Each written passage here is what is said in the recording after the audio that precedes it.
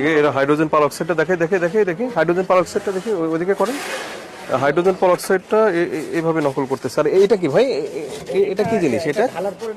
এটা কি? এটা আমরা আসলে আননোন কেমিক্যালস হিসেবে ধরতেছি। আননোন কেমিক্যালস না, অ্যাসিড। আর এটা কি? এটা কি? এটা কি ধরনের? এটা বোঝা যাচ্ছে না, তাই না?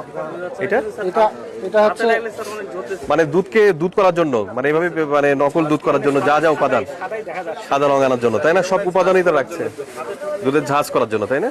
এগুলো সেটা হ্যাঁ, এই যে এইটা এরকম ভাবে গুলি যাচ্ছে, তাই না? দুধের মতো, তাই না?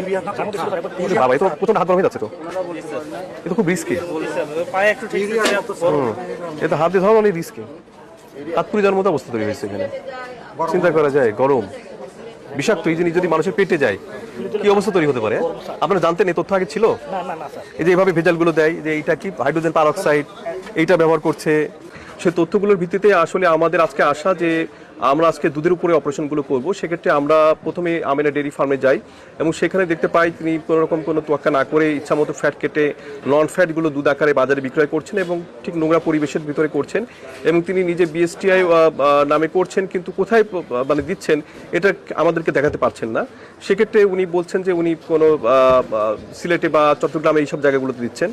তো সন্দেহজনক হওয়াতে ওনাকে সতর্কতামূলক এবং হাইজেনিক কোয়ালিটি মেনটেন না করার জন্য তাকে 30,000 টাকা জরিমানা করা হয়েছে। এবং আমরা এরপরে যে নিরাপদ ফুড এবং মহোদয়ের যে অভিযান চলছে, এখনও যেটা আছে আমরা পেয়েছি ভেজাল দুধ পেয়েছি। এখানে আমরা এই দুধের ভিতর দেখছি যে এখানে ডিটারজেন্ট ম্যাটেরিয়াল আছে, এখানে হাইড্রোজেন পারঅক্সাইড আছে এবং সেখানে পরীক্ষা করা হয়েছে।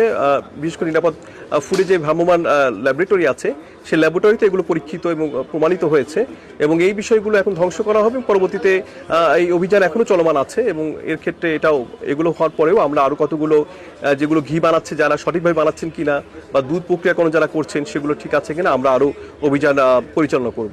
ধন্যবাদ।